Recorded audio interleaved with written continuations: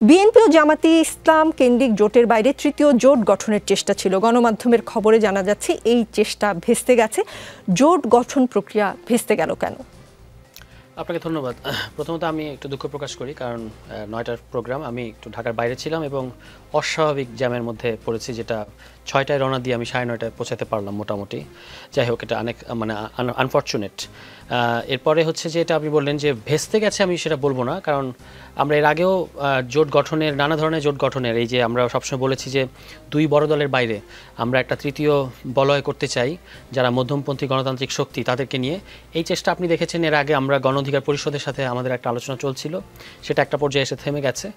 এখন আবার আমরা আরেকটা ফরম্যাটে কিন্তু আলোচনা চালাচ্ছি, সেটা এবি পার্টির মধ্যে যুক্ত আছে, রাষ্ট্র সংস্কার আন্দোলন সহ গণ অধিকার পরিষদকেও এই আলোচনায় যুক্ত করা হচ্ছে, জেএসডিও আছে। এখন এটা ঠিক ভেস্তে গেছে সেরকম বলবো না, তবে আমাদের যে নির্বাহী কমিটির যে মিটিং, সেখানে কিছু বিষয় নিয়ে আমাদের মধ্যে আলোচনা হয়েছে যে এই জিনিসগুলো করলে আমাদের আসলে কি, আমরা এর গেইনটা কি। তার মধ্যে আপ বাংলাদেশ নিয়ে কিছু কথাবার্তা এসেছে, যে আপ বাংলাদেশ তো রাজনৈতিক দল না, তা আমরা তো একটা রাজনৈতিক দল বা রাজনৈতিক জোট করতে চাচ্ছি। সেক্ষেত্রে এইটাতে আমাদের মানে টার্মস অ্যান্ড কন্ডিশনসগুলো কী হবে, এগুলো নিয়ে এক ধরনের কথা এসেছে। কিন্তু সবাই 40 জন উপস্থিত ছিল, 37 জনই এই ধরনের জোট গঠনের ব্যাপারে এবং মিত্র শক্তি থেকে এক জায়গায় আনার ব্যাপারে কিন্তু একমত হয়েছে। ফলে এটা ভেস্তে গেছে আমি এরকম বলবো না। আমি যতটুকু শেষ পর্যন্ত জানি, এটা গভীর রাত পর্যন্ত আলোচনা হয়েছে।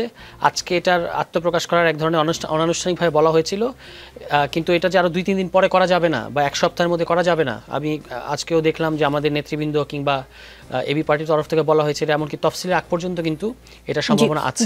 কিন্তু একটি গণমাধ্যম বলছে গত রাতে আপনাদের বৈঠকের পর আজকে আত্মপ্রকাশটা ভেস্তে গেছে এই কারণে যে আপনারা সিদ্ধান্ত নিতে পারেননি তৃতীয় জোট গঠনের ব্যাপারে। দলের নির্বাহী কাউন্সিলের বৈঠকে অনেক সদস্য জোটে যাওয়ার বিরোধিতা করেন। নির্বাহী কাউন্সিলের যেসব সদস্য নতুন জোটে যাওয়ার বিরোধিতা করেন তারা প্রায় সবাই সরকারে থাকা দুই উপদেষ্টা আসিফ মাহমুদ ও মাহফুজ আলমের অনুসারী। এনসিপি বিএনপির নেতৃত্বাধীন জোটে যাবে না, তৃতীয় জোটে যাবে, তা নিয়ে কিছুদিন থেকে দলের মধ্যে নানামুখী দ্বন্দ্ব চলছে।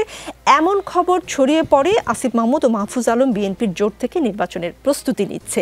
তাহলে বিএনপি ও জামাতি ইসলামের বাইরে তৃতীয় জোট গঠনের বিষয়টি কি আটকে দিল এই দুই উপদেষ্টা? গণমাধ্যমের এই খবর কি সত্যি? এটা একেবারে ভিত্তিহীন। এবং আমরা দেখেছি যে আমাদের নির্বাহী কমিটি মিটিং হলেই কিছু পত্রিকা সবসময় একটু মানে সত্য মিথ্যা মিশিয়ে এক ধরনের নিউজ করার চেষ্টা করে, এবং যার মধ্যে মানে সত্যের কিছুটা আভাস থাকে, কিন্তু তার মধ্যে আবার এত বেশি ডিস্টর্টেড তথ্য তারা দেয় যে পুরো নিউজটাকে আসলে প্রশ্নবিদ্ধ করে। এই যে দুই উপদেষ্টার অনুসারী, এটা বলতে আসলে কি বোঝানো হচ্ছে আমরা ঠিক পরিষ্কার না। এখানে আমাদের যারা গণঅভ্যুত্থানের নেতৃত্ব দিয়েছেন তাদের সবাইকে আমরা অত্যন্ত রেসপেক্ট করি। তার মধ্যে যারা আমাদের দলে নাই তারা তো আমাদের দলে নাই, তাদের আবার অনুসারীর ব্যাপারটা বুঝলাম। যেমন আমি ধরুন এই দুই উপদেষ্টাকে পছন্দ করি, ব্যক্তিগতভাবে রেসপেক্ট করি, এবং আমার তাদের প্রতি এক ধরনের দুর্বলতা আছে, কিন্তু আমি কি তাদের অনুসারী বা এরকম বলা যাবে? আমরা আমাদের দলের মধ্য থেকে সিদ্ধান্ত নিয়েছি, এবং এই দুই উপদেষ্টাদের কোনো বিষয় না। যেমন ধরেন 40 জনের মধ্যে 37 জন যদি একটা মতে থাকে, তাহলে কি বলবো যে আমরা আমাদের আহ্বায়কের পক্ষে 3 জন আর বাকি 37 জন হচ্ছে ওই দুই উপদেষ্টার পক্ষে? এটা কিন্তু হয় না। ফলে ওই নিউজটা ভিত্তিহীন। এখানে দুই উপদেষ্টার প্রভাব তো আছে আপনাদের দলে। প্রভাব আছে না, প্রভাব মানে কি আমাদের সাথে তাদের যোগাযোগ আছে এবং আমরা তাদেরকে চিনি, হ্যাঁ, এবং এটা তো দোষের কিছু না। এটা অন্যান্য দলের সাথে অন্যান্য অনেক উপদেষ্টার অনেক ধরনের যোগাযোগ আছে, কিন্তু আমাদের সাথে তাদের যে যোগাযোগ, ব্যক্তিগত পর্যায়ে যোগাযোগ, এটাকে এমনভাবে ফ্রেমিং করা হয় যেন তারাই আমাদের দলের নীতি নির্ধারণী করেন, যেটা একেবারেই সত্য না। আমরা যদি সেটা সত্যই হতো তাহলে তো এই যে নির্বাহী কমিটির ডাক দেওয়ার প্রয়োজনও পড়তো না, এবং সেখানে আসলে আলোচনা করারও দরকার পড়তো না।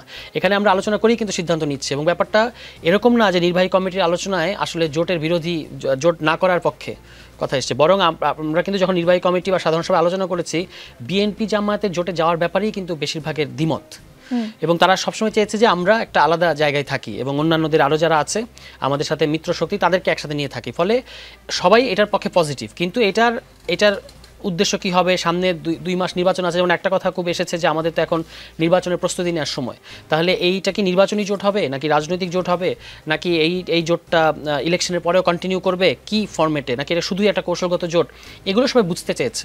সেটা নিয়ে আলোচনাটা কন্টিনিউ আছে, এটা ভেস্তে গেছে এরকম বলা যাবে না। আমি আরেক স্টেক হোল্ডার মুজিবুর রহমান মঞ্জুর কাছ থেকেই একটু যাচাই করে নেই। জাতীয় নাগরিক পার্টি, এনসিপির সঙ্গে আমার বাংলাদেশ পার্টি, গণ অধিকার পরিষদ, বাংলাদেশ রাষ্ট্র সংস্কার আন্দোলন, জাতীয় সমাজতান্ত্রিক দলের একটা নির্বাচনী জোট বা রাজনৈতিক জোট যেটাই হোক, মানে আজকে আত্মপ্রকাশ হওয়ার কথা ছিল আমরা যতদূর জানি। শেষ পর্যন্ত কেন হলো না? আজকে তুষার যে কথাগুলো বলেছে একদম পারফেক্টলি আমি মনে করি। আমি তো ভাবলাম যে ওর কাছে ইনফরমেশন গ্যাপ থাকতে পারে, কারণ সে তো ছিল না মিটিংয়ে। আমি দেখলাম যে সে ক্লিয়ারলি বলেছে। এখানে দেখেন এনসিপি, এবি পার্টি, রাষ্ট্র সংস্কার আন্দোলন, এই তিনটা দলের মধ্যে কোনো, আমি মনে করি যে জোট গঠন নিয়ে কোনো সুবিধা ছিল না। গণ অধিকার পরিষদের ভেতরে এই আলোচনাটা নিয়ে একটা লম্বা আলোচনা হয়েছে। সেখানে আমাদের ধারণাটা ছিল যে এটা একটা রাজনৈতিক জোট হবে এবং রাজনৈতিক জোট ইলেকট্রাল জোটেও রূপান্তরিত হতে পারে, বা ইলেকট্রাল জোটটা হচ্ছে সাময়িক আর পলিটিক্যাল মানে অ্যালায়েন্সটা হচ্ছে লং টার্ম, এবং লং টার্মের ভিত্তিটা হচ্ছে আমরা জুলাই অভ্যুত্থানের অঙ্গীকার এবং সনদে যে জিনিসগুলো এসেছে এগুলোকে আমরা মনে করছি নতুন রাজনৈতিক বন্দোবস্তের জন্য এগুলো খুবই গুরুত্বপূর্ণ। ফলে এটাই হবে আমাদের ঐক্যের ভিত্তি, এইভাবেই আমাদের মধ্যে আলোচনা হয়েছে। তো সেখানে কিন্তু যেমন ধরেন এই তিনটা দলের মধ্যে কিন্তু এক ধরনের আলোচনা হয়েছে, গণ অধিকার পরিষদ সেখানে যুক্ত হয়েছে সেই আলোচনায়। সেখানে অনেক কিছু গণ অধিকার পরিষদের কাছে পরিষ্কার ছিল না, সেগুলো তাদেরকে পরিষ্কার করা হয়েছে। আমরা পুরো রাত ভরে মিটিং ছিল। তো এটা যেটা ছিল যে এটা ডিলে হয়ে গেছে, এটা হওয়ার কথা ছিল যে আগেই গণ অধিকার পরিষদকে জানানো হয়েছিল, কিন্তু ওনাদের নেতারা বিভিন্ন জায়গায় নির্বাচনী সফরে থাকার কারণে হয়তো তারা বসে মিটিংটা প্রপারলি করতে পারেন নাই। তো এখন যেটা দাঁড়াচ্ছে সেটা হলো এই তিনটা দল কিন্তু একটা জোট হয়ে যেতে পারতো, কিন্তু আমরা যেহেতু জোটটাকে আর একটু বড় করতে চাচ্ছি এবং কেউ যাতে বলতে না পারে যে আমাদেরকে বাদ দেওয়া হলো বা আমাদেরকে অংশ জানানো হলো না, ফলে আমরা কিন্তু গণতন্ত্র মঞ্চের যারা স্টেক হোল্ডার আছেন, যারা ওনাদের পার্টে আছেন, তাদেরকেও অনুরোধ করেছি। আর জুলাই অভ্যুত্থানকে সবাই যারা এভাবে এই অঙ্গীকারটাকে ধারণ করেন তাদেরকেও আমরা আহ্বান করেছি। এখানে যেটা হয়েছে, গণ অধিকার পরিষদ 2 দিনের সময় চেয়েছে, তারা তাদের মধ্যে আলোচনা করে সেটা জানাবে। ফলে আপনি জোট আজকে হয়নি এটাকে আপনি ভেস্তে যাই বলতে পারেন যে আজকে হওয়াটা ভেস্তে গেছে, কিন্তু তার মানে যে হবে না তা না। তার মানে এই যে গণমাধ্যম এনসিপির বরাত দিয়েই যে খবরটি প্রকাশ করেছে যে নির্বাহী কাউন্সিলে যেসব সদস্য নতুন জোটে যাওয়ার বিরোধিতা করেন তারা প্রায় সবাই সরকারে থাকা 2 উপদেষ্টা আসিফ মাহমুদ ও মাহফুজ আলমের অনুসারী, মানে 2 ছাত্র উপদেষ্টার কারণে আপনাদের সঙ্গে আজকে এনসিপির যুক্ত হওয়া হলো না। এটার বিষয়ে আপনি কিছু জানেন? এটা আমিও এরকম শুনেছি, কিন্তু আমার কাছে এটার কোনো ইম্প্যাক্ট মনে হয় নাই। তবে যেটা শোনা গেছে, আমার কাছে তো তথ্য নাই যে গণ অধিকার পরিষদ মানে এই মিটিংয়ে আসার আগে তাদের সাথে হয়তো কোনো উপদেষ্টার হয়তো যোগাযোগ হয়েছে, এরকম কিছু একটা কথা শুনেছি, কিন্তু আমার কাছে এটা তথ্য নাই বা এটার কোনো আবহ আমি সেখানে সেটা দেখিনি আর কি।